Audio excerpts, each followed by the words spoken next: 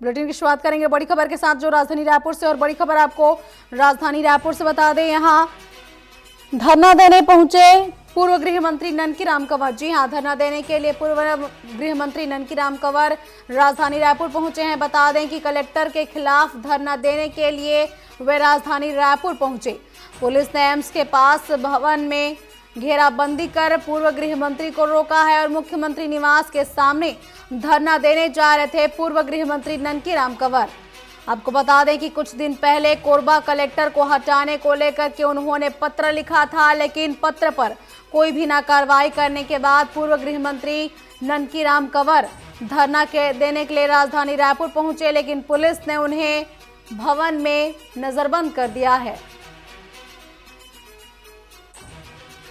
इस वक्त की बड़ी खबर आपको राजधानी रायपुर से बता रहे हैं, जहां पूर्व गृह मंत्री ननकी राम कंवर धरना देने के लिए राजधानी रायपुर पहुंचे। इस खबर पर ज्यादा जानकारी के लिए हमारे सहयोगी प्रियांशु कश्यप हमसे जुड़ चुके हैं। जी प्रियांशु, क्या कुछ जानकारी है? पूर्व गृह मंत्री ननकी राम कंवर ने कलेक्टर को हटाने के लिए पत्र लिखा था, जिस पर कोई भी कार्रवाई न करने के बाद अब वे धरना देने के लिए राजधानी रायपुर पहुंच चुके हैं। क्या कुछ अपडेट है इसमें? और बिल्कुल, देखिए जो है पूर्व गृह मंत्री ननकीराम कंवर कोरबा कलेक्टर जो अजीत वसंत है उनको हटाने के लिए लगातार मांग कर रहे थे। उन्होंने 14 सूत्रीय बिंदुओं को लेकर पत्र लिखा था मुख्यमंत्री विष्णुदेव साय को, और उसमें काफी अनियमितताओं और गड़बड़ी की बात कही थी। उन्होंने अजीत वसंत को एक हिटलर प्रशासक के तौर पर बताया था कि जो आम जनता की बातों को नहीं सुनते हैं और अपनी मनमानी कर रहे हैं। इस संबंध में 14 सूत्रीय उन्होंने बात लिखी थी और उसके बाद मुख्यमंत्री को उनको हटाने के लिए पत्र लिखा था, लेकिन इस पर कोई जवाब तलक नहीं आया, जिसके बाद उन्होंने जो है धरने देने की बात कही थी मुख्यमंत्री निवास के सामने। उसके बाद कुछ दिन पहले जो है एसपी को पत्र लिखा था कि वो रायपुर में धरना देने के लिए वो उनको सहमति प्रदान करें, लेकिन आज जो है 4 अक्टूबर को सुबह वो रायपुर पहुंचने वाले थे। उसी समय उनको एम्स के पास एक भवन में घेराबंदी कर लिया गया और भाजपा के कई बड़े नेता उन्हें मनाने पहुंच रहे हैं, ये भी खबर निकलकर सामने आ रही है। तो कहीं ना कहीं जो बीजेपी के ही पूर्व गृह मंत्री ननकीराम कंवर है और उनको अपनी सरकार में जो है प्रदर्शन करना पड़ रहा है, ये बड़ी विडंबना की बात है और कहीं ना कहीं सरकार का जो छवि है उसको बैकफुट में ले जाती हुई नजर आ रही है, क्योंकि अपनी ही सरकार में जब एक वरिष्ठ नेता की बात नहीं सुनी जा रही है तो इसको लेकर जो एक निगेटिव इम्पैक्ट बीजेपी को लेकर सामने आ रहा है। कांग्रेस भी लगातार सरकार को घेर रही है इस विषय में कि अपने वरिष्ठ नेताओं का बीजेपी अपमान कर रही है, लेकिन अब वो बात जो है सच साबित होता हुआ नजर आ रहा है कि जब पूर्व गृह मंत्री को रोक दिया जाता है जो मुख्यमंत्री निवास में वो धरना देने पहुंच रहे हैं, उससे पहले इसमें बहुत सारी बातें निकलकर सामने आती हैं। पहली बात ये कि क्या कलेक्टर जो अजीत वसंत है उसको नहीं हटाने के पीछे क्या सरकार का प्रश्रय है? क्या वो इतने बड़े व्यक्ति हो गए हैं कि उनके ही सरकार के कोई वरिष्ठ व्यक्ति जो गृह मंत्री रह चुके हैं उनके कहने के बाद भी उन पर कोई कार्रवाई नहीं की जा रही है, कोई जांच समिति नहीं बैठाई गई?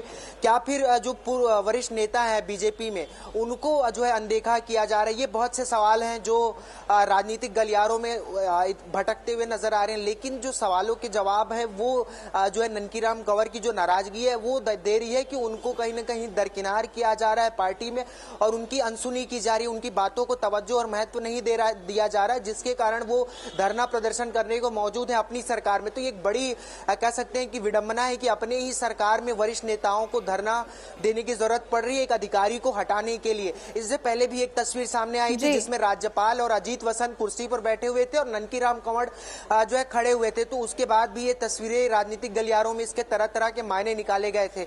लेकिन आज जो है मायने साफ हैं कि जो ननकीराम कंवर है उनको कहीं ना कहीं पार्टी और सरकार जो बीजेपी है वो अनदेखी कर रही है और उनकी बातों को ना मानने का आज परिणाम है कि वो धरना देने के लिए मजबूर है सरकार में।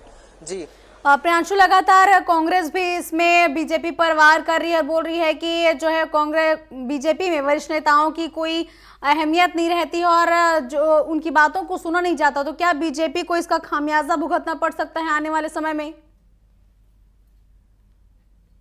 बिल्कुल देखिए, जिस तरीके से पूर्व गृह मंत्री हैं ननकीराम कंवर और बीजेपी में ये अनुशासित पार्टी है माना जाता है जिस तौर से, तो वहां पर जो वरिष्ठ नेता हैं, कदावर नेता रहे अपने समय में, उनकी इस तरीके से उपेक्षा करना, वह भी एक अधिकारी के लिए जिस तरीके से देखा जा रहा है, तो इसका कहीं ना कहीं एक बैकफुट पर जाती हुई नजर आ रही है बीजेपी।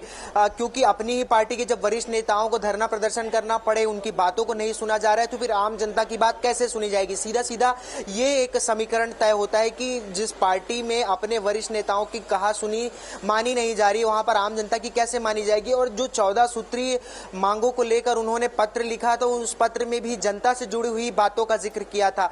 तमाम जो अनियमितताएं हैं, अव्यवस्थाएं हैं कोरबा में, और उनके रहते हुए जो उनके नेतृत्व में काम नहीं किया गया, कोरबा कलेक्टर जो अजीत वसंत है, तो उनके नेतृत्व में वो काम नहीं किया गया, जिसके कारण जनप्रतिनिधि हैं उनको पत्र लिखना पड़ा। अब ऐसे में जनता के प्रति यह इमेज जा रहा है कि सीधे सीधे जो है बीजेपी में वरिष्ठ नेताओं की नहीं सुनी जा रही है, नहीं चल रही है, उनको दरकिनार कर दिया गया है, उनको उपेक्षा की जा रही है। तो ये एक मैसेज जनता के बीच जा रहा है, जिसमें पार्टी की बहुत ही निगेटिव छवि अब जनता के बीच जाती हुई नजर आ रही है।